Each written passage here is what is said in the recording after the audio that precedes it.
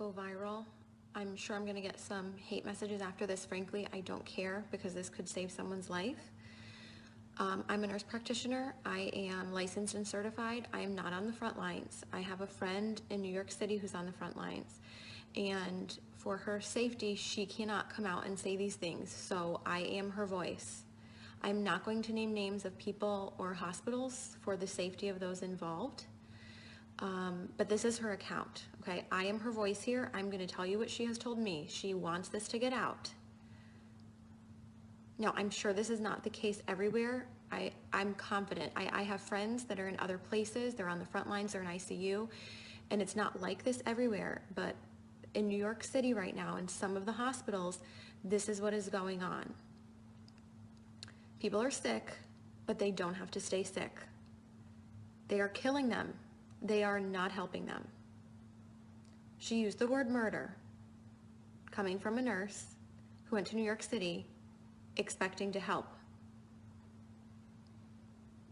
Patients are left to rot and die. Her words. She has never seen so much neglect. No one cares. They are cold and they don't care anymore. It's the blind leading the blind. Now, a couple of weeks ago, I was on with some nurse friends of mine and we were discussing different medications that could be used to potentially help people. Doctors who were reporting around the country that they were using a combination of medications that were helping people. People were not dying when they were on these medications. They were getting better. Those medications are not being used in hospitals in New York City. What is happening is that they're putting people on nasal cannula. If they require more than 6 liters of nasal cannula, they get intubated, they go on the vent, or they get trached if there's not enough vents. They don't get high flow, no non-rebreather, no non-invasive ventilation, no CPAP, no BiPAP. They're on a closed system, the ventilator, versus a CPAP or a BiPAP for fear that it will spread the virus.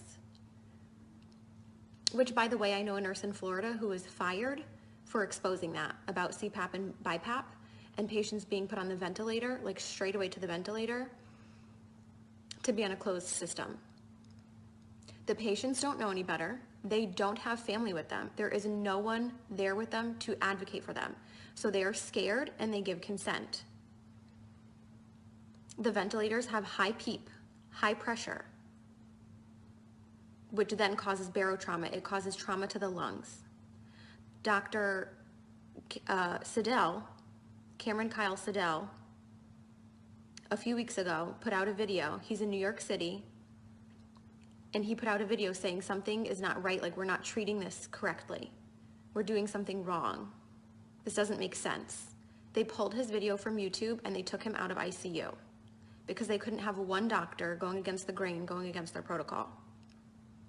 The protocol is propofol or some kind of sedation because they're on the ventilator, and IV antibiotics.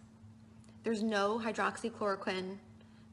They're not using that combination with Zithromax. They're not using zinc, vitamin C, high doses of vitamins A and D. They laugh. This is what she's told me. They laugh at that. She says this is a nightmare. It's out of a horror movie, and I don't want to be a part of this. There are people who are a full code, and yet if they crash, they're not doing compressions because it will spread the virus. Full code, not doing compressions. Family is not there. They have no one to answer to. No one is being held accountable. A code was called and no one came. So sometimes they're not even resuscitating people. Again, left to rot and die. They're not given blood because we know that the blood is not oxygenated in these COVID patients. We know that. There are doctors all around the world sounding the alarms.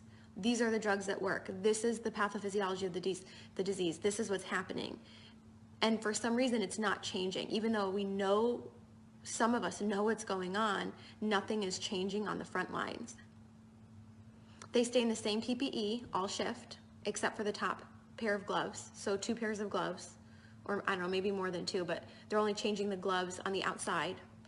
Gown, mask, whatever else stays the same because all patients are COVID patients. So if it's a COVID floor, it's all COVID, but it's not because some of them are rule out COVID. So even if they rule out COVID and they're not COVID, they're going to get COVID because they're using the same PPE all shift and they're carrying that contamination to all the patients. They're not changing their PPE. They're not going into rooms. So they're running long tubing into the room so that they can manage the tubing from outside of the rooms. So if they're not going into the rooms, that means they're not assessing the patients as frequently as you would be otherwise assessing your patients. They are not doing rapid result tests. You're lucky if you get results in 5 days. Okay, this is coming from my friend who is in New York City right now on assignment, who went there to help, and this is what she's finding. It's a horror movie, she says, not because of the disease, but because of the way it's being handled. She said, we need help, and people are sitting there waiting in the hotels. Money, I guess, it's being paid for by FEMA, and yet they're still understaffed. And there are hundreds of people, hundreds of nurses in the hotels waiting to be called onto a shift. So there is manpower enough if the goal were to actually save people. But resources are not being utilized properly or to full capacity in a way that maximizes the patient benefit or improves the outcomes. The records and charting are crap. And now some of these hospitals in New York City are probably crappy on a good day. So you add in the fear of COVID and the fear of the whole pandemic and forget it. So if you're in a crappy hospital with crappy nurses, let's face it, all of us nurses have worked with crappy nurses before who don't care. So now you add in this, forget it. And they're having people do things that they can't do. So maybe things that they're not proficient in. So maybe a nurse who's not familiar or comfortable with using a ventilator. And it's that figure it out mentality. Figure it out. These patients are critical and they're crashing, figure it out. So nurses are being celebrated as heroes, right? We see how like the fire trucks and the police are like lining up and practically having these parades and celebrating them as heroes. And don't get me wrong, I'm sure in some parts of the country and other ICUs, I have friends that are working on the front lines in ICU and they are good nurses. And some of them are heroes, but we have nurses being celebrated as heroes who are killing people. They're not heroes. And they're being brainwashed to think they're doing something great just by going to work because they're brave enough to go to work. Well, what are you doing at work? You're certainly not saving people if you're not even running codes. You're not even going into patient rooms. You're a coward. You're hurting people. You're killing them. You're contributing to the problem. I know I'm going to get hate mail for this, and that's fine, because people are dying who don't have to die. Again, there's no family there, so no one's being held accountable.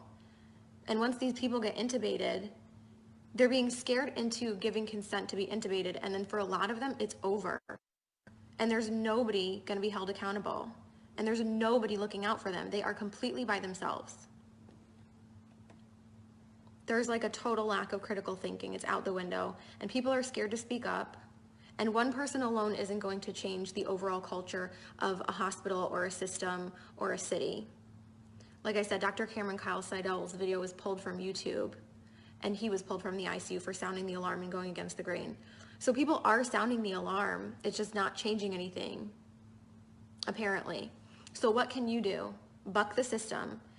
I'm really fortunate I don't have any family in New York City that I personally have to worry about. If there are people that you are worried about, or maybe it's not even New York City, maybe you're in another city that's being really hard hit and you're just hearing really bad things coming out of that city, buck the system. Something is wrong in the system. So go against the grain. Request records immediately. Records, transcripts, immediately.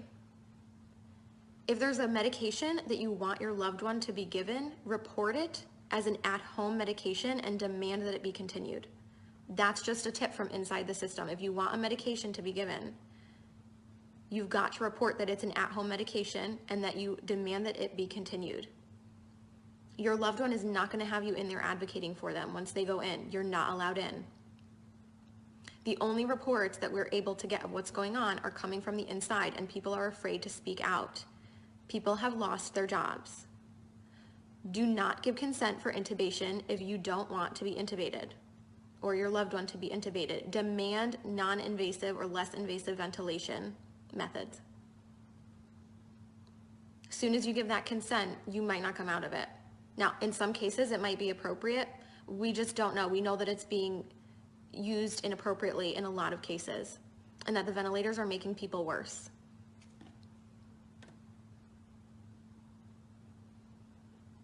Please share this video, make it go viral. People need to know this. This is the truth of what's going on from my nurse friend who's in New York City right now on assignment. This is murder, she says. People are being murdered and no one cares. Horrible care.